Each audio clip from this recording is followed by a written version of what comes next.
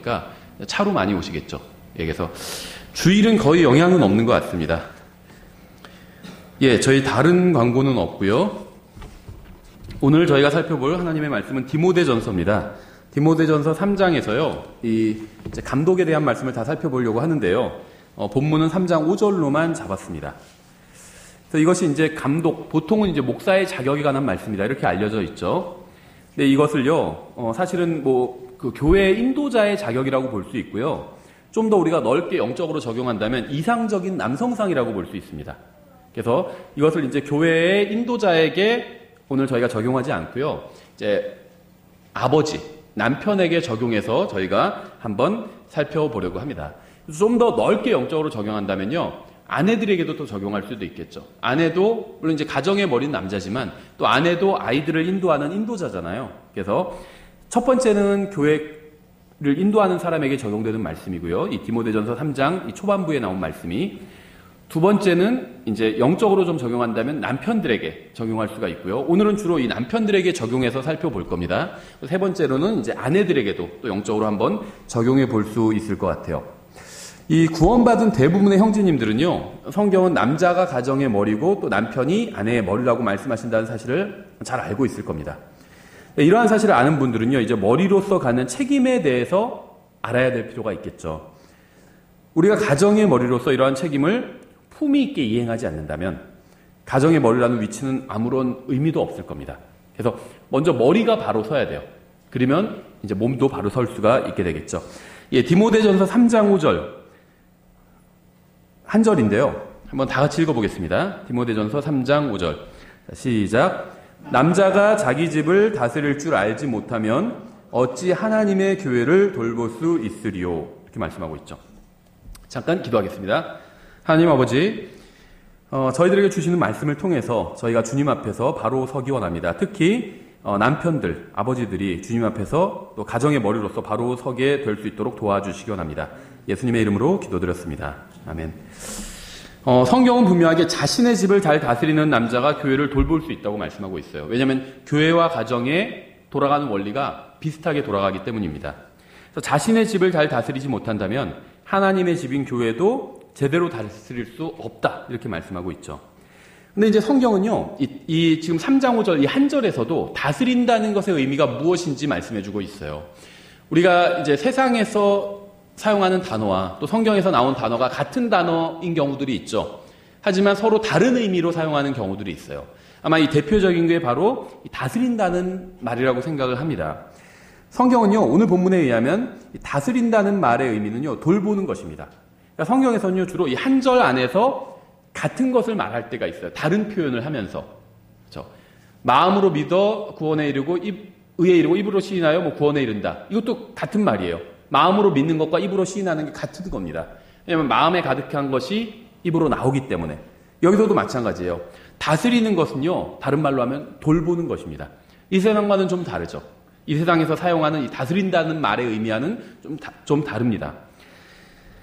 이 성경에 의하면 그래서요, 다스린다는 것은 그저 명령만 하는 게 아닙니다. 다스린다, 통치한다 그러면 통치권자가 막 명령을 하잖아요. 세상에서는 그렇게 사용될 수 있어요, 그 단어가. 근데 성경은 그렇지 않다는 겁니다. 왜냐하면 가정의 원리와 교회의 원리가 같기 때문이에요.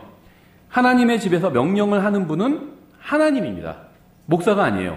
목사는 성경을 가르쳐주는 사람이고 명령을 하는 분은 하나님입니다. 나는 별로 명령 받은 거 없는 것 같은데, 그건 성경을 안 읽어서 그래요. 성경을 읽는 사람은 하나님께서 자신에게 무슨 명령을 하셨는지 알고 있어요. 성경을 안 읽으면 무슨 명령을 하셨는지 모릅니다. 따라서 하나님의 집인 교회에서 다스린다는 것은 명령하는 것이 아니라 돌보는 것인 것처럼 가정을 다스리는 것도 단순히 명령을 하는 것이 아닌 돌보는 겁니다. 그러니까 이제 교회를 다스리는 사람들 있죠. 교회 인도자들. 이 사람들이 하는 일은 뭐냐? 명령하는 게 아니라 교회를 돌보는 일을 한다는 거예요. 또 성경에 의하면 가정을 다스리는 일. 아버지가 가정을 다스리는 일을 하는 거죠. 또 어머니는 도와서 같이 가정을 다스리는 거죠. 그러니까 아버지가 가정을 다스릴 때 어떻게 하는 거냐? 가정을 돌보는 겁니다. 성경에 의하면. 물론 이제 우리는 가정에서 명령을 해야 되죠. 아이들에게 명령해야 됩니다. 이거 해, 저거 하지 마. 많이 해야 돼요. 특히 저희처럼 어린 아이들을 키우는 가정에선 정말 명령이 굉장히 많을 수밖에 없어요. 뭐 하지 마, 하지 마. 계속 그렇게 가르쳐야 되거든요. 하지만 우리의 생각에 따라서 명령하는 것이 아니라요. 내 기분대로 명령하는 것이 아니라 하나님의 말씀에 따라서 명령을 해야 됩니다. 이제 본격적으로 오늘 강의를 하기 전에 중요한 요점을 하나 말씀드리면요. 하나님의 말씀에 따르면 가정을 다스린다는 것은 가정에서 자기 마음대로 명령을 하는 것이 아니라 가정을 돌보는 거예요. 그러니까 가정을 돌볼 가장 큰 책임이 남편에게, 아버지에게 있다는 겁니다. 가정의 머리는요, 가정의 필요를 채워줘야 됩니다. 우리도 우리가 필요한 모든 것을 하나님께로부터, 예수님께로부터 받잖아요. 예수님께서 교회의 머리시기 때문에 그런 거거든요. 단순히 명령만 내리는 것이 아니라 이 돌보는 일을 해야 된다는 거예요. 특히 골로새서 3장 19절 이렇게 말씀하고 있어요. 남편들아 너희 아내를 사랑하고 모질게 대하지 말라, 이렇게 말씀하고 있습니다. 기쁨은 성령님의 열매죠. 성령의 열매예요. 화평도 성령의 열매입니다. 사랑도 성령의 열매입니다. 남편에게, 형제님들 한번 생각해 보세요. 남편, 자기에게 화평과 사랑이 없을 때 어떻게 하나요? 아내를 탓하죠. 아내 때문에 그런 것 같다, 이렇게 생각할 때가 있어요. 안 그러신가요? 저만 그런가? 아내 탓할 때가 있어요. 그렇죠. 여자가 잘못해서 집안 분위기가 지금 이게 뭐야? 막 하면서 남편에게 이러한 것이 없는 이유는요. 화평, 기쁨이 없는 이유는 아내 때문이 아니에요. 하나님과 교제에 문제가 생겼기 때문입니다. 하나님과 친밀한 교제를 나눈다면요. 주위에서 누가 무슨 말을 하건 누가 나에게 무슨 짓을 하건 상관없이 성령의 열매를 맺을 수가 있습니다. 그러니까 이거는요, 남편만이 아니라 아내도 마찬가지죠. 내가 성령님의 열매를 맺지 못하는 이유는, 다시 말하면 나의 삶에 기쁨과 화평과 사랑이 넘치지 않는 이유는 내 주변에 있는 다른 사람 때문이 아니라는 겁니다. 특히 내 가정에 있는 아이들 때문에. 아이들이 시끄러우니까 내가 지금 정신을 못 차리겠어 막 하면서 아이들 때문에 내 평안이 깨진 게 아니라는 거예요. 아내 때문에 깨진 것도 아니라는 겁니다. 또 아내의 경우는 남편 때문에 깨진 것이 아니라는 거예요. 하나님과 교제가 잘 이루어지지 않고 있기 때문에, 지금 본인이. 그렇기 때문에 삶에 기쁨과 화평이 없는 거예요. 기쁨과 평안과 만족이 없는 이유는요, 아내나 남편이 문제가 있어서가 아니라 하나님과 나누는 교제에 문제가 있기 때문입니다. 3장 1절부터 이제 보면요. 1절부터 저희가 한 7절까지 보겠습니다. 3장 1절에 오늘도 좀 미리 말씀드리면요. 15번까지 있죠. 16번까지 있죠. 예, 근데 다 짧습니다. 특히 뒤로 갈수록 짧아져요. 걱정하지 않으셔도 돼요. 오늘 또 설교 길지 않습니다. 3장 1절. 남자가 감독의 직무를 사모하면 선한 일을 사모한다는 이 말은 참된 말이로다. 그래서 이제 교회를 돌보는 일을 사모하는 것은 선한 일을 사모하는 것이다. 이렇게 얘기하고 있는 거고요. 이제 2절부터 본격적으로 보겠습니다. 그러므로 감독은 반드시 책망받을 것이 없으며, 교회를 인도할 사람은요, 책망받을 것이 없어야 된다는 겁니다. 교회를 돌보는 일을 하려는 사람은요, 책망받을 것이 없어야 되는 것처럼 가정을 돌보는 일을 하는 사람도요, 주님 앞에서 책망받을 것이 없는지 스스로를 돌아봐야 돼요. 다른 사람의 잘못을 찾아내고 비난하는 것은 이건 쉬운 일입니다. 어떤 분들 착각하는 분들이 있어요. 교회 와서요, 이 교회는 딱 보니까 뭐가 잘못됐고, 저 형제도 문제고, 저 형제도 문제고, 그러면서 자기가 이런 분별의 은사가 있다고 하는데요, 성경엔 그런 은사가 없습니다. 영혼을 분별하는 거지, 다른 사람 어떤 잘못 찾아내는 것, 그건 은사가 아니라 성경에서 뭐라고 부르냐면 위선이라고 불러요. 자기 눈에 들보를 먼저 빼라고 말씀하고 있잖아요. 그건요, 구원받지 않아도, 성경 몰라도 할 수 있는 겁니다. 성경 컨설턴트 데려다 오면요, 우리 교회 문제가 뭔지 다다닥 잡아내면 아마 70-80%는 맞을 거예요. 그 얘기가. 다른 사람을 비난하는 건 쉬워요. 세워주는 건 어렵습니다. 영적인 사람이 하는 일은요, 세워주는 일이에요. 성장한 사람이 하는 일은. 비난하는 건 쉬워요. 아기를 돌보는 거, 이건 어려워요. 이건 성장한 사람이 하는 거죠. 엄마가 하는 거예요. 그렇죠. 성장한 여자가 엄마잖아요. 그러니까 아기를 돌보는 일을 하는 거예요. 근데 성장하지 않은 사람은 그 일을 할 수가 없어요. 아기 지금 똥냄새 나는 것 같아. 그 말은 저희 아이들도 합니다. 그러면 네가 기저귀 갈아줄래? 그러면 싫다고 하거든요. 못 갈아요. 그렇죠. 성장하지 않았기 때문에. 비난하는 건 쉽습니다. 그거는 어려운 일이 아니에요. 교회를 돌보는 사람은요, 다른 사람의 잘못을 찾아내서 비난하는 사람이 아닙니다. 그런 거 막 비난하고 다니는 분들 있죠. 이 교회니까 저 교회는 저게 문제고, 이 교회는 이게 문제고. 그런 사람은 교회를 돌보는 사람이 아니에요. 미안하지만 교회에 도움이 되는 사람도 아닙니다. 교회를 돌보는 사람은요, 교회에 대한 모든 책임을 지고 먼저 자신을 돌봐야 돼요. 또 가정을 돌보는 사람도요, 가정에 대한 모든 책임을 지고 자신을 돌봐야 됩니다. 교회에 필요한 사람이 누굴까요? 교회 와서 다른 사람들의 잘못만을 비난하는 사람들이 있어요. 그런 사람은요, 교회에 도움이 되지 않고 오히려 방해만 됩니다. 그런 사람은 교회의 영적 성장을 막고 있는 거예요. 다른 사람 막 참견하고 다니고 다른 사람 비난하는 사람들 있죠. 교회 영적 성장을 막는 사람이에요. 교회에 필요한 사람은요, 하나님의 말씀에 자신을 먼저 비춰보고요, 자신의 잘못을 인정하고 말씀으로 고치려고 하는 사람입니다. 이런 사람이 많은 교회는 성장해 나갈 수가 있어요. 가정도 마찬가지예요. 다른 사람의 잘못을 지적하고 비난하는 것은 쉬운 일이면서 아무런 도움도 되지 않는 일이에요. 남편이 아내의 잘못을 찾아서 비난하려고 하면요, 한두 끝도 없이 할 수 있어요. 반대로 아내도 남편의 잘못을 찾아서 비난하려면요, 한두 끝도 없이 할 수 있습니다. 하나님의 말씀으로 다른 사람이 아닌 자신을 비춰보고요, 자신을 고치려고 하는 사람이 교회와 가정을 든든하게 세워주는 사람이에요. 아내나 남편이나 아이들의 잘못을 바로잡으려고 하기 전에 먼저 자신의 잘못을 바로잡으려고 한다면요, 그 가정에는 큰 복이 임하게 됩니다. 가정을 바로 세우려면 먼저 자신을 바로 세워야 돼요. 특히 가정의 머리인 남편이 자신을 먼저 바로 세워야 됩니다. 먼저 자신을 바로 세우게 되면요, 교회에서 성도들에게 인정과 존경을 받게 되겠죠. 교회 인도자도. 먼저 자신을 바로 세우면요, 가정에서도 아내와 아이들에게 인정받고 존경받게 됩니다. 그러면 교회가, 그 가정에서도요, 권위가 제대로 설 수 있게 된다는 거예요. 이 진정한 권위는요, 본을 보이는 것에서 나와요. Follow me, 나를 따라와라. 자기가 먼저 앞서 나가는 것, 본을 보여주는 거죠. 거기서 진정한 권위가 나옵니다. 먼저 자신을 하나님의 말씀으로 바르게 세우고 교회와 가정에서 본을 보인다면요, 권위가 제대로 세워지게 될 거예요. 자신도 하나님의 말씀대로 살려고 하지 않으면서 교회와 가정을 인도하려고 한다면 좋은 결실을 맺지 못하겠죠. 두 번째, 한 아내의 남편이면 이렇게 되어 있죠, 2절에. 결혼은 존귀한 것입니다. 하나님께서는 결혼이 존귀한 거라고 말씀하셨어요. 굉장히 귀중한 거다 이렇게 말씀하셨습니다. 이 혼인 관계가. 한 남편과 한 아내에게 만족해야겠다는 약속이에요, 결혼은. 아무리 능력 있는 남편이라 할지라도요, 한 아내에 만족하지 못한다면 가정에서 권위를 잃어버리게 됩니다. 똑똑하고요, 능력도 많고요. 하지만 다른 여자를 또 만나요. 아이들이 알게 된다면 어떻게 될까요? 권위를 잃어버리게 됩니다.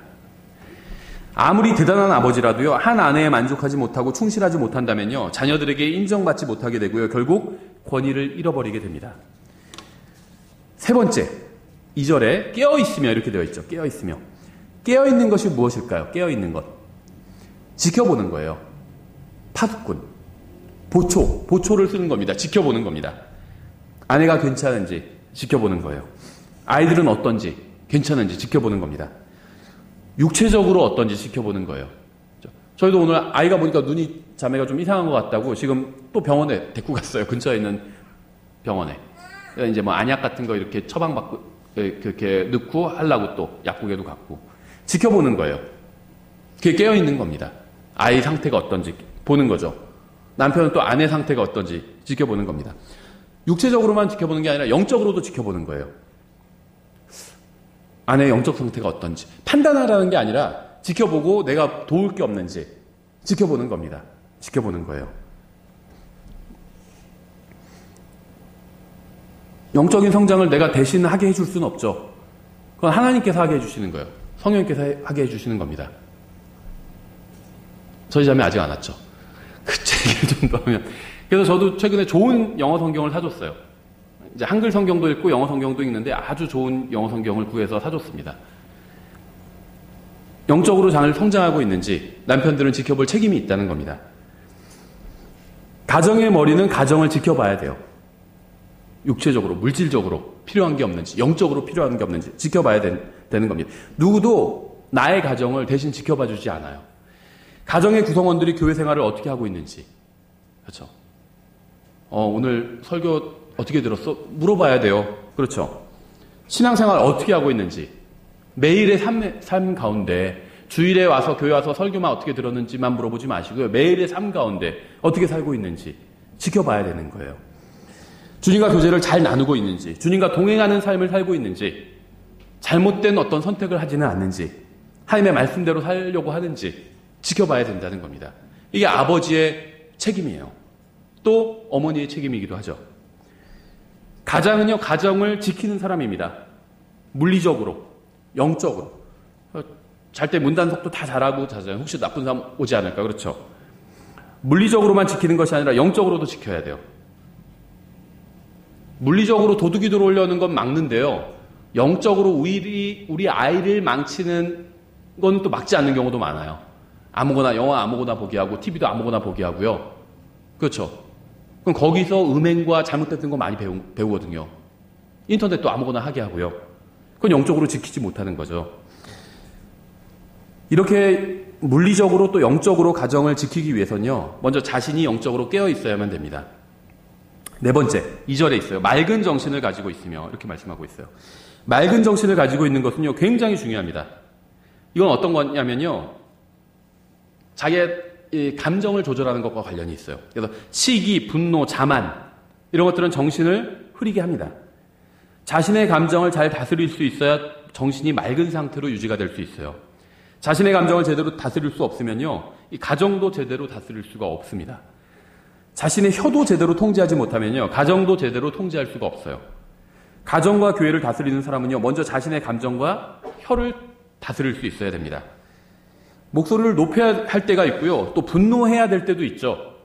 잘못하는 거 보면 분노해야죠. 근데 항상 그런 건 아니에요. 그렇죠. 그런 경우는 오히려 적습니다. 목소리를 높이고 분노하고 이래야 될 경우는 아주 적어요. 그렇죠.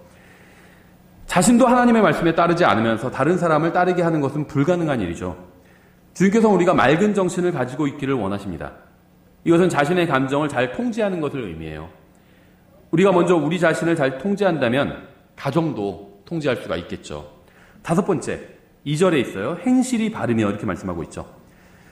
행실을 바르게 하는 건요, 그리스도인에게 굉장히 중요한 문제입니다. 여러분 모두 다른 사람에게 친절하게 대하고 바르게 대하는 법을 알고 있어요. 사람은 본능적으로 다 알고 있습니다. 우리는 기분이 좋지 않을 때도요, 다른 사람에게 바르게 말하고 대하는 법을 알고 있어요. 예를 들면 내가 장사를 하고 있는데 기분이 좀 좋지 않아요. 손님이 왔는데 내가 퉁명스럽게 얘기하지 않죠. 기분이 좋지 않아도요, 아주 친절하게 얘기합니다. 친절하게 얘기해요. 그래서 우리는 기분이 좋지 않을 때에도 다른 사람에게 친절하게 대하고 바르게 대하는 것을 알고 있다는 겁니다. 왜냐하면 그렇게 하면서 살고 있기 때문이에요. 우리는 기분이 좋지 않을 때도요, 직장과 교회에서 다른 사람들에게 함부로 대하지는 않습니다. 왜냐하면 그렇게 해야만 사회생활을 할 수 있기 때문에. 가정에서도 그래야 된다는 겁니다. 가정에서도. 이게 사실 저도 어려워요. 오늘 여러분에게 하는 설교이기도 하지만 저 자신에게 하는 설교이기도 합니다. 제일 어려운, 사실은 저는 이런 것이 고기에 해당하는 거라고 생각해요. 주님께서 언제 재림하시고 천년왕국 때 무슨 일이 일어나고 세상 끝은 어떻게 되고, 이거는요 어렵지 않아요. 그냥 그대로 이해하면 됩니다. 중고등학교, 고등학교 교과 과정보다 더 쉬워요. 이런 게 이제 성경에서, 오늘 저희가 다루는 이런 주제가 성경에서 고기에 해당하는 주제예요. 실제로 내가 먹어서 하나님 말씀을 듣는 게 이제 먹는 거예요. 그 다음에 이렇게 살아내는 게 소화하는 거거든요. 소화하기가 굉장히 어려운 주제예요. 우리가 밖에서는 굉장히 나이스하게 대하잖아요. 친절하게 대해요. 그렇죠? 인터넷에서 그런 말이 있더라고요. 자본주의 미소라고. 하기 싫어도 돈 주니까 할 수 없이 아주 친절하게 웃고 친절하게 대하는 거예요. 그래야지 저 사람이 또 나한테 와서 돈을 쓸 거 아니에요. 그렇죠? 내가 장사를 그래야 할 수 있을 거 아니에요. 웃으면서 친절하게 대할 수밖에 없어요. 근데 사실 그게 가장 필요한 것은 바로 가정이라는 겁니다. 근데 잘 안 되죠. 마귀는요, 굉장히 간교합니다. 마귀는 어디를 공격해야 하는지 정확히 알고 있어요. 교회에서 다른 자매에게 대하듯 아내에게 대한다면요, 대부분의 모든 문제가 사라지게 됩니다. 자매님들은요, 교회에서 일반적으로 목사에게 대하듯 남편에게 집에서 대하잖아요. 문제 없어요. 아직까지 저한테 막 소리 지르고 뭐라고 하고 그런 자매님 아무도 없었어요. 근데 이제 목회 오래 하면 그런 사람도 있다고 하더라고요. 교회에서 막 싸움이 일어나고 그래가지고, 그러면 뭐 목사하고 뭐고도 없고 막 욕한다고 하더라고요. 아직까지는 없어요. 저희 교회에서는. 감사하게도. 친절하게 대해주세요. 자매님들이 저한테. 가정에서 남편에게 그렇게 대하잖아요. 그럼 문제가 없습니다. 그렇죠? 교회에 좀 불만이 있어도 목사한테 얘기할 땐 그래도 부드럽게 얘기하잖아요. 막 화내면서 이렇게 하면 어떻게 해요? 이렇게 따지지는 않잖아요. 부드럽게 얘기하잖아요. 그렇게 가정에서도 남편에게 얘기한다면요, 문제가 없을 겁니다. 반대 경우도 마찬가지예요. 형제님들이 다른 자매님들한테 막 소리 지르고 그러지 않잖아요. 싸우지 않는 이상은. 그렇죠. 그러면 그렇게 소리 지르고 하면 이제 교회도 못 나오겠죠. 그렇게 안 합니다. 그렇죠. 나이스하게 대해요. 가정에서도 그렇게 대한다면요, 대부분의 문제가 사라진다는 겁니다. 그렇게 하면 어떻게 되는 줄 아세요? 가정에서도 사회나 교회에서 다른 사람을 대하듯 친절하게 대하면 마귀가 비집고 들어올 틈이 없어져 버려요. 우리가 교회나 직장에서 서로에게 대하는 것처럼 가정에서도 대한다면요, 마귀는 대부분의 공격을 시도조차 하지 못하게 됩니다. 우리가 교회와 직장에서 좋은 그리스도인의 간증을 유지해야 하는 것처럼 가정에서도 좋은 그리스도인의 간증을 유지한다면 가정은 더욱 견고해지고 권위가 제대로 서게 될 것입니다. 우리는 좋은 간증을 유지해야 되죠. 겉으로만 그런 척하라는 것이 아니라 내가 언젠가 저 사람에게 복음을 전할 수도 있기 때문에, 또 하나님께서 보고 계시기 때문에 내가 좋은 그리스도인의 모습을 보여줘야 돼요. 그렇죠. 다른 사람들에게. 저 사람은 내가 교회 다니는 거 알아요. 게다가 내가 또 우리 교회 막 좋은 교회라고 얘기하고 성경도 막 킹제임스 성경, 옳은 성경이라고 그런 얘기까지 다 해버렸어요. 실수로. 그러니까 더 간증을 지켜야겠죠. 왜냐면 저 사람 자기는 굉장히 정확한 성경 본다고 하면서 삶은 별로 다르지도 않아, 이렇게 판단할 수도 있으니까 나는 더 그 사람 앞에서 그리스도인답게 행동을 해야 됩니다. 그렇죠? 근데 사실 그렇게 더 행동해야 될 곳이 바로 가정이라는 겁니다. 근데 그게 잘 안 돼요. 우리는 다른 사람에게 인내를 가지고 친절하고 적절하게 대하는 법을 알고 있습니다. 가정에서도 그렇게 해야 돼요. 왜냐하면 우리에게 가장 중요한 사람은요, 교회와 직장에서 만나는 사람이 아니라, 교회에서 만나는 사람들도 중요해요. 근데 더 중요한 사람은요, 가정을 이루고 있는 사람이에요. 같이. 가정에서 내가 만나는 사람이 있잖아요. 그 사람이 가장 중요한 사람이라는 거예요. 그렇죠? 경우에 따라서는 교회를 옮길 수도 있죠. 그러니까 싸우고 옮긴다는 게 아니라 멀리 이사를 가면 교회를 옮길 수밖에 없어요. 그렇죠? 그러니까 교회를 옮기는 게 하나님 앞에서 죄가 될 때도 있어요. 자기가 문제를 일으키고 떠난다든지, 자기의 육신적인 어떤 소욕을, 자기의 욕심을 채워주지 않기 때문에 교회를 떠난다든지, 그러면 그건 잘못하는 거죠. 잘못된 동기로 교회를 떠날 때도 있어요. 그래서 하나님 앞에 죄가 될 때도 있는데요. 죄가 되지 않을 때도 있어요. 멀리 이사를 가서 교회를 옮길 수도 있죠. 여러 가지 그런 사정으로 교회를 옮길 때도 있어요. 그건 죄가 되는 게 아니죠. 그래서 교회를 옮기는 것은 죄가 될 때도 있고 죄가 되지 않을 때도 있습니다. 가정을 바꾸는 건 어떨까요? 아내랑 애들을 버리고, 가망성 없다 여기. 애들도 말도 안 듣고. 그래서 다 버리고 바른 여자 만나가지고 가정을 이루어야겠다. 반대 경우도 마찬가지예요. 남편이 말도 안 듣고 그냥 다른 남자 만나서 다시 가정 이루어야겠다. 그런 사람들이 있어요. 그건 하나님 앞에서 죄가 됩니다. 그렇죠? 가정이 본질적이에요, 굉장히.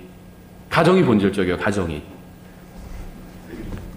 그래서 가정에서 가장 친절하게 대해줘야 된다는 겁니다.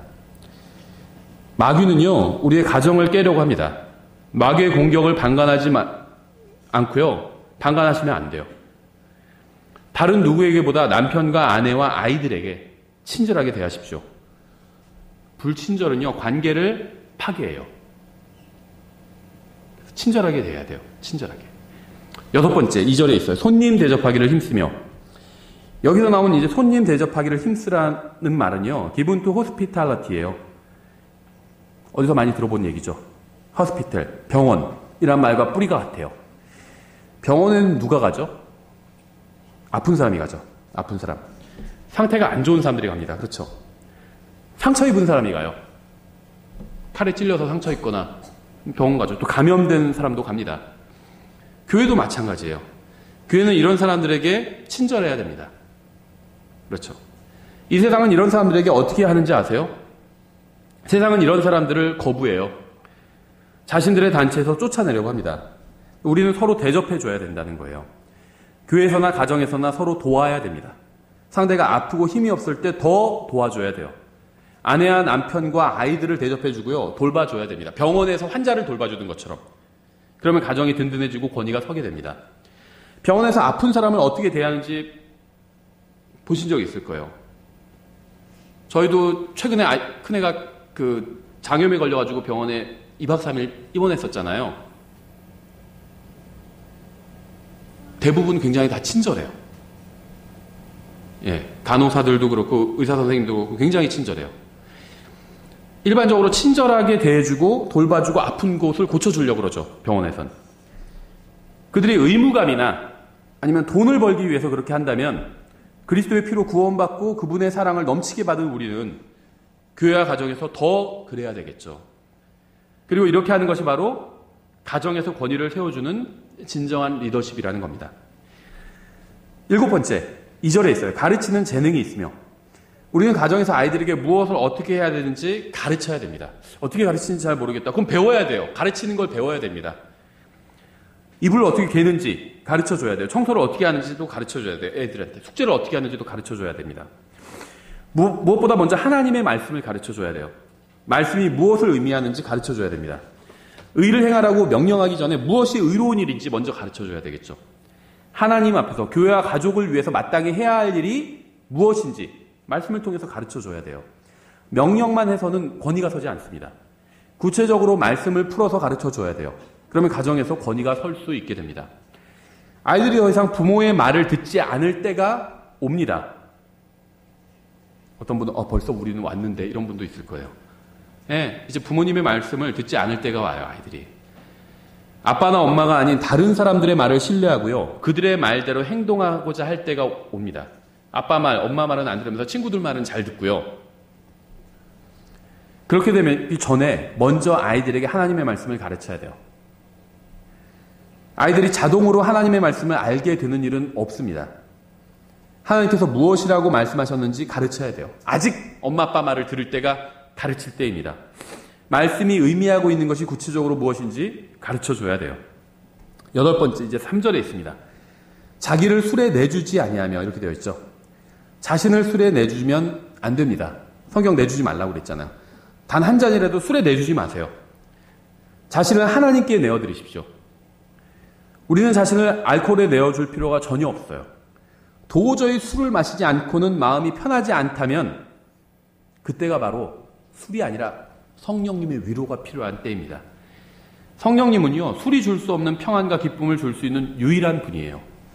성령님은 술이 줄 수 없는 진정한 용기를 줄 수 있어요. 우리에게는 살아계신 하나님이 있기 때문에 술을 찾아야 될 이유가 전혀 없습니다. 기쁘니까, 기쁘면 하나님께 감사를 드려야 되죠. 슬프니까, 슬프면 하나님의 위로를 받아야 되죠. 하나님의 위로. 9번째, 3절에 있는데요. 구타하지 아니하며 이렇게 되어 있어요. 여기서 구타하지 아니한다는 말은요, 영어로는 이제 노 스트라이커입니다. 노 스트라이커. 이거는 이제 그 스트라이크가 이제 파업한다는 의미도 있잖아요. 친다는 의미도 있고 파업한다는 의미도 있죠. 그러니까 노 스트라이커라는 건 이제 구타하지 않는다. 이거 맞는 말이죠. 근데 또 이제 해야 할 일을 미루지 않는다는 말도 있어요. 해야 할 일을 한다는 의미도 있습니다. 그러니까 우리는 남편으로서, 아내로서, 아버지로서, 어머니로서 해야 될 일이 있습니다. 우리가 해야 될 일을 해야 가정에서 권위가 제대로 설 수 있다는 겁니다. 물론 남편은 어떤 일이 있어도 아내를 구타해서는 안 되죠. 또 아내도 남편을 구타해서는 안 됩니다. 부모는 아이를 구타해서는 안 돼요. 징계하고 매를 때리는 것과 구타는 다릅니다. 그렇죠. 우리는 아이들이 잘못했을 때 하나님의 말씀대로 경우에 따라서는 매를 때릴 수는 있어요. 자면서 매를 때리라고 그러죠. 잘못을 몰아낼 때까지 때려요. 드라이브라고 표현하고 있죠. 몰아낼 때까지 때리래요. 근데 구타해서는 안 돼요. 구타하면 결코 권위가 제대로 설 수가 없습니다. 10번째, 역시 3절에 있는데요. 더러운 이익을 탐내지 아니하며 이렇게 되어 있어요.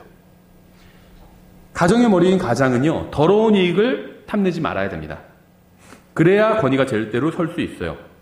이 더러운 이익을 탐내지 않는다는 말의 의미는요, 자신이 버는 돈을 자기만을 위해서 사용하지 않고요, 가정을 위해서 사용한다는 거예요. 예전에 그런 분 얘기도 들은 적이 있어요. 내가 번 돈인데 자기만을 위해서 쓴다는 겁니다. 자기만을. 부인은 할 수 없이 부인도 따로 벌어가지고 또 가정을 부양하고 있대요. 그렇게 하지 말라는 겁니다. 가족을 위해서 돈을 쓰는 것이 더러운 이익을 탐내지 않는 거예요. 가족과 교회를 위해서 열심히 일하십시오. 정당한 방법으로 돈을 버세요. 다른 사람을 속여서 돈을 벌지 마십시오. 그래야 권위가 설 수 있어요. 재정적인 문제가 많이 벌든 적게 벌든 재정적인 문제가 제대로 서야 가정에서 권위가 설 수 있다는 겁니다. 정당한 방법으로 돈을 벌고요. 이것을 자기만을 위해서 쓰지 말고 아버지가 가족을 위해서, 교회를 위해서, 사회를 위해서 쓰는 거. 사회를 위해서 쓰는 건 뭘까요? 세금 내는 거죠. 11번째, 3절에 있습니다. 오직 인내하며 아내에게 인내하고요. 아이들에게도 인내하십시오. 하나님께서 함께 하심을 믿는다면 인내할 수 있어요. 저도 이게 사실은 가장 어려웠고 지금도 좀 어렵습니다. 성격이 좀 많이 급한 편이거든요. 제가 침대에 누워있는 상태에서 깨어나서 지금 이 상태가 되기까지 얼마의 시간이 필요할까요?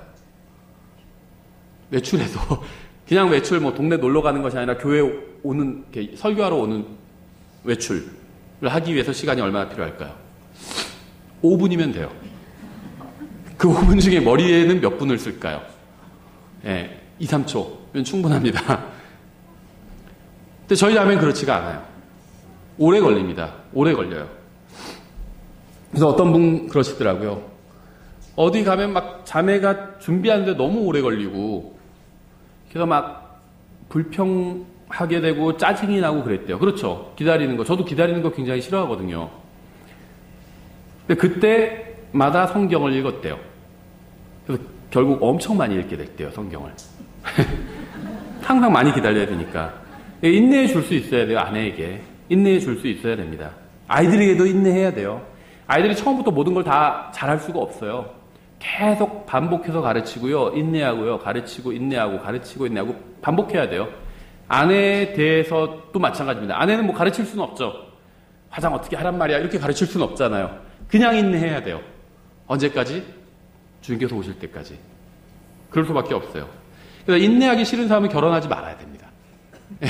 자기 혼자 빨리 씻고 빨리 나가고 그렇게 살면 돼요. 결혼하지 않으면 돼요. 결혼하고 싶은 사람은 인내할 수 있어야 돼요. 굉장히 중요합니다. 주님께서 나에게 얼마나 많이 인내해 주셨는지 아는 사람은요, 다른 사람에게도 인내해 줄 수 있습니다. 가정에서 인내하십시오. 그래야 권위가 설 수 있어요. 12번째는요, 3절에 있는데요. 말다툼하지 아니하며. 이것도 쉬운 말씀이 아니에요. 말다툼하지 말래요. 말다툼으로는요, 권위를 제대로 세울 수가 없습니다. 목사들이 어쨌든 간에 말을 많이 하는 사람이잖아요. 어떤 게 좀 잘못된 말을 하면 끼어들어서 말을 하고 싶어요. 또 누가 예를 들면 특히 이제 정치나 아니면 다른 특정한 분야나 이거는 내가 잘 모르니까 잘못된 말을 해도 그냥 넘어가는데 성경에 관해서라든지 누가 잘못된 말을 하면 끼어들고 싶은 욕망이 일어납니다. 그거 아닌데 하고 말하고 싶어요. 말싸움 좋아하시는 분들 많아요. 목사님들 중에. 그런데요, 이 말싸움은 사실 그렇게 중요하지 않습니다. 말싸움에서 이겨봐야 소용이 없어요, 별로. 항상 말싸움에서 이겨야 되는 것도 아닙니다. 저도 상관없어요. 근데 이게 저도 이렇게 말하지만 저한테도 힘들어요. 지면은 뭔가 깨름직하고 그렇죠. 그때 말하다가 뭔가 밀려서 졌는데 밤에 딱 이부자리에 누우니까 좋은 말이 딱 생각날 때도 있어요. 그렇죠. 그 말을 할 거라고. 그렇죠. 그러면 내가 한 방 먹이고 오는 건데. 근데 또 지금 와서 이미 몇 시간 전에 어저께 다 지난 일인데 지금 얘기하기엔 또 쪼잔해 보이고. 그럴 때 어떻게 하죠? 다음번에 비슷한 경우가 있을 때 써먹어야지. 이렇게 저축해 두는 경우도 있고요. 그런데요, 말싸움에서 이겨서 대단한 유익을 얻는 게 아니에요. 말싸움에 져도요, 아무런 상관이 없습니다. 말싸움에 진다고 해서 뭐가 대단히 손해나는 게 아니라는 거예요. 말싸움에서 이기는 것으로는요, 누구에게도 유익을 주지 못합니다. 지난번에 말다툼을 벌였던 주제들 한번 생각해 보세요. 자매와 말다툼 벌였던 주제들. 아마 대부분은 그리 대단한 문제가 아니었을 거예요. 말다툼 벌였던 주제들을 쫙 정리해서 한번 교회에서 발표한다고 생각해 보세요. 낯뜨거워서 발표를 못할 겁니다. 대부분은 중요한 문제가 아니었다는 거죠. 굳이 말다툼을 하지 않아도 될 사소한 문제들이었어요. 대부분이. 말다툼으로는 누구에게도 유익을 주지 못할 뿐더러 권위도 제대로 서지 못하게 됩니다. 교회 인도자의 역할은요, 교회 내에서 말다툼을 잠잠하게 하는 거예요. 말다툼은 교회와 가정에서 사라져야 됩니다. 혼자서는 말다툼을 할 수 없다는 사실을 기억해야 돼요. 한 사람이 잠잠하면요, 말다툼은 사라지게 됩니다. 그렇죠? 근데 자기가 마지막에 말했으니까 자기가 이긴 것 같죠? 그래서 뭐? 달라진 게 없어요. 그렇죠? 자기가 이겼다는 그 자기 혼자 뿌듯함, 그거 외엔 달라진 게 없습니다. 그럼 어떻게 해야 되느냐? 아내와 남편이 서로 사실 이런 식으로 얘기하면 거의 문제가 없어요. 어떤 식이냐면요, 교통법규를 어겼어요. 바로. 유턴하면 안 되는데 딱 유턴을 없는 것 같아서 유턴했는데 저기서 경찰관이 코너에서 딱 나와요. 그럴 때 어떻게 하죠? 그럴 때 경찰관을 대하듯 아내와 남편이 서로를 대한다면요, 모든 말다툼은 사라지게 됩니다. 저도 딱 그런 적이 있어요. 1초 차이로 바뀔락 말락할 때 유턴을 싹 했어요. 제 생각에, 그러니까는 아직 바뀌기 전에 차를 돌렸는데 도는데 딱 바뀌었어요, 신호가. 근데 바로 경찰이 오더라고요. 그래서 잡혔어요. 그래서 지금 신호 위반하셨는데요, 그러는 거예요. 그래서 아니, 처음엔 변명을 했어요. 아니, 돌 때 신호가 바뀌기 전이었다. 그런데 도는데 바뀌었다. 이렇게 얘기했는데 경찰관 표정을 보니까 안 좋아요. 근데 이 경찰관이랑은요, 특히 교통경찰관이랑은 말싸움을 하면 안 돼요. 이길 수가 없습니다. 왜냐면 그 사람이 한번 마음을 정하면요, 딱지를 끊게 돼요. 차라리 그냥 인정하고, 어떤 분은 그냥 봐달라고 하고, 어떤 분은 이제 싼 걸로 끊어달라고 하더라고요. 제가 아는 분도 5만 원짜리인데 뭐 싼 걸로, 뭐 버스에서 뛰어내린 거 뭐 이런 거, 그 3만 원짜리 그런 걸로 끊은 분도 있어요. 예전에, 지금은 얼마인지는 모르겠지만. 그래서 딱 표정을 보니까 안 좋아요. 이분이 봐줄 것 같지가 않아. 그래서 가만히 있었어요. 그래서 뭐뭐 위반했고 막 얘기하시는데, 네, 앞으로는 조심하겠습니다. 이렇게 했는데 뒤에 애기가 있었거든요, 차에. 그러니까 딱 애기를 보더니 불쌍했나 봐요. 저희도 지금 카시트를 3개를 하고 다니잖아요. 어디 가면은 딱 그걸 보면 대부분 다 불쌍하게 여겨주더라고요. 예. 그러니 그냥 카시트가 2개가 있었어요, 그때는. 그리고 애기가 하나가 앉아 있었고. 그러니까는 어린 자녀분이 있으니까 뭐 계도만 하고 보내겠습니다. 이러더니 그냥 가라고 하더라고요. 예. 공손하게 얘기하면요, 봐줄 확률이 높아요. 공손하게 얘기해야 돼요. 근데 우리가 부부가 그렇게 얘기한다면 싸울 일이 없어진다는 거죠. 13번째, 3절에 있습니다. 탐욕을 부리지 아니하며. 이것도요, 아까 이제랑 비슷한데요. 탐욕을 부리지 않는다는 것은요, 자신만의 유익이나 편안함만을 고집하지 않는다는 겁니다. 가족의 유익보다 자신이 좋아하는 것만 하는 것을 의미해요. 이게 탐욕을 부리는 거예요. 탐욕을 부리지 않아야 권위가 제대로 설 수 있다는 겁니다. 아빠는 아빠 좋아하는 것만 해. 그건 탐욕을 부린 거예요. 그렇게 하지 말라는 겁니다. 14번째, 4절에 있어요. 자기 집을 잘 다스려서 자기 자녀들을 모든 위엄으로 복종시키는 자라야 할 것이며, 남편이 가정을 다스리는 왕이라면요, 아내와 아이들은 종이나 노예가 아니죠.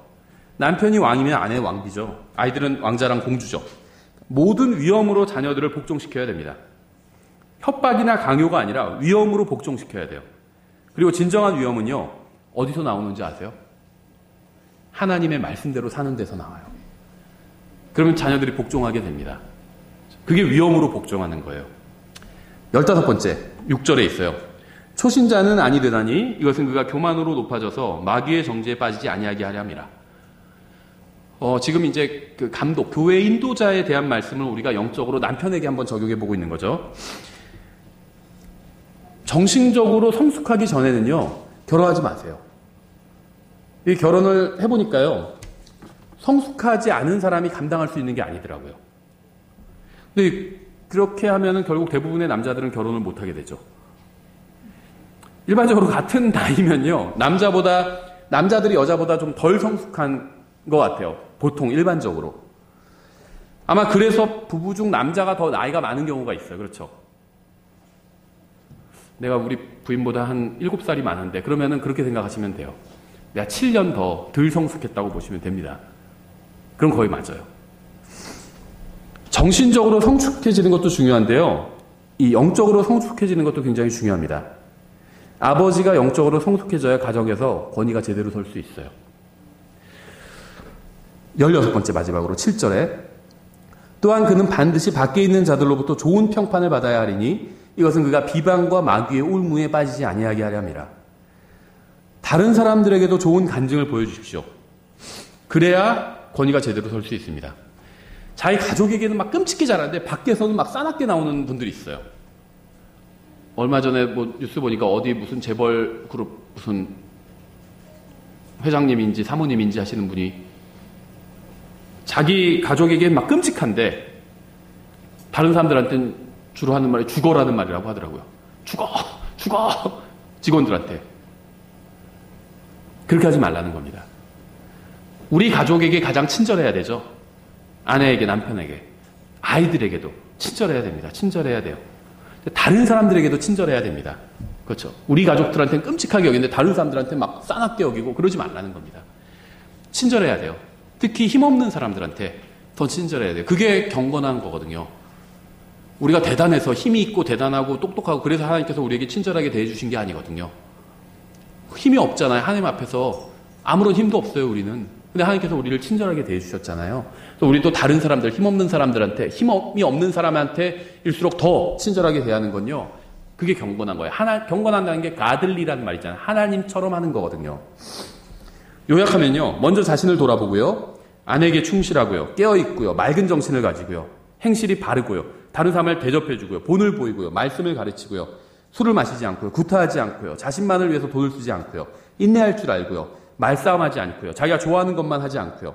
가정을 잘 다스리고요. 영적으로 성숙한 그리스도인이 되고요. 다른 사람에게 좋은 간증을 보이면 가정에서 권위가 제대로 설 수 있게 된다는 겁니다. 형제님들은 이렇게 되도록 노력하시고요. 결혼하신 분이나 결혼 안 한 분이나 다 이렇게 되도록 노력하시고요. 자매님들은요. 이렇게 될 수 있는 남자를 찾으셔야 됩니다. 결혼 안 한 분. 결혼 한 분은 찾으시면 안 돼요. 결혼 안 한 분만 이런 남자를 찾으시고요. 이미 결혼하신 분은요. 우리 남편이 이렇게 될 수 있도록 남편에게 말하지 말고요. 하나님께 말하세요. 이렇게 될 수 있도록 주님께서 도와달라고. 우리가 이렇게 경건한 그리스도인이 된다면요. 우리 가정은 주님 앞에서 바르게 설 수 있고 권위도 제대로 세워질 수 있을 겁니다. 결혼은요. 인생에서 굉장히 중요한 문제입니다. 아주 중요한 문제예요. 안타까운 건 저도 지금도 젊지만 더 젊었을 때 이런 걸 배운 적이 없어요. 교회에서. 천년왕국이나 뭐 재림이나 휴거나 이런 것도 중요하죠. 근데 이런 것만 배웠지 결혼과 가정에 대해서 배운 적이 없었어요. 하나님의 말씀에 따라 성경적인 걸 배운 적이 없었습니다. 안타깝게도 사람들은요. 배우자를 선택하는 것보다 중고차를 고를 때 더 신중한 태도를 보이고 있어요. 심지어는요, 이 중고차, 이제 중고차 저렴한 거 말고 무슨 외제 중고차 이런 거 좀 많이 사잖아요. 중고차, 외제차 많이 사거든요. 왜냐면 신차, 국산차랑 별로 가격이 크게 차이가 안 나요. 그러니까 외제차를 많이 사요, 중고차를. 근데 이제 그러다 보니까 좀 신중하게 구매를 하려고요. 중고차, 외제차 어떤 동아리 같은 게 있어요, 온라인상으로. 그런데 가입해가지고 지켜봅니다, 오랫동안. 차의 막 특징을 공부하고요. 그렇게 지켜봐요. 왜냐면 한 2천만 원, 3천만 원 써야 되니까 중고차 사려면 그 이상도 써야 될 수도 있고. 그러니까 막 공부를 해요. 온라인 커뮤니티에 가입해가지고 막 사람들 어떤 게 좋은 차인지 막 공부를 합니다. 결혼은요, 자동차를 구매하거나 부동산을 구매하는 것보다 훨씬 더 중요한 문제예요. 인생 전체에 엄청나게 큰 영향을 주는 문제이기 때문입니다. 그래서 훨씬 더 많은 기도가 필요하고요. 훨씬 더 신중해질 필요가 있어요, 결혼은요. 결혼은 도박이 아니에요. 운에 맡겨서는 안 되는 겁니다. 도박은 운에 맡기는 거죠. 결혼은 운에 맡기면 안 된다는 거예요. 좋은 그리스도인이 되어야 됩니다. 본인이 먼저 좋은 그리스도인이 되어야 돼요. 하나님의 뜻에 합당한 좋은 남편이 되려면 어떻게 해야 되는지 연구해야 됩니다. 말씀에 합당한 좋은 아내가 되려면 어떻게 해야 되는지 연구해야 돼요. 그리고 말씀에 합당한 사람을 배우자로 찾아야 됩니다. 자기는 좋은 그리스도인이 아니면서 좋은 그리스도인을 만나게 해주십시오. 그러면 나는 좋은 그리스도인이 아니에요. 근데 좋은 그리스도인을 만나게 해달라고 기도해요. 하나님께서 그 기도에 응답해 주셔서 좋은 그리스도인을 만나면 나는 기도 응답이지만 그 사람은 뭐게 됐어요. 벌 받은 거죠. 그럼 그 사람은. 자기는 좋은 그리스도인인데 안 좋은 그리스도인을 만나면 벌 받은 거잖아요. 그 사람은. 그럼 하나님께서 그렇게 매칭을 시켜주지 않으시겠죠. 좋은 그리스도인을 만나게 해달라고 기도하고요. 좋은 그리스도인이 본인이 돼야 됩니다. 근데 오늘 우리가 살펴본 이 본문 말씀이요. 교회를 인도하는 사람에게 주시는 말씀이에요. 이건 기본적으로 일단 교리적으로. 근데 이걸 남편과 아내에게도 그대로 적용해 볼 수 있다는 겁니다. 아주 이상적인 사람에 대한 말씀이거든요. 한 친구가 좋은 중고차를 구하니까요. 다른 친구가 물어봐요. 와, 그 차 어디서 샀어?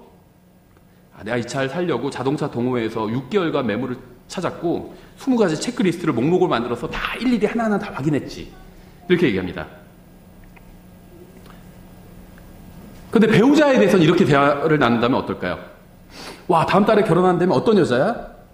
나도 잘 몰라. 얼굴이 예뻐가지고 만났어. 이러면 어떨까요? 다음 달에 결혼한다면 어떤 남자야? 그러니까 자세히 몰라. 그냥 돈이 많은 것 같아가지고 돈이 엄청 많어. 그래서 나 결혼하는 거야. 이런 식으로 배우자를 선택하는 사람을요, 성경은 뭐라고 할까요? 어리석은 자. 이렇게 얘기해요. 어리석은 자. 오늘 우리가 살펴본 내용은요, 주로 남편들에게 주는 권면이었습니다. 가정의 인도자에게 주는 권면이었어요. 마지막으로 아내들에게 한마디만 하고 설교를 마치겠습니다.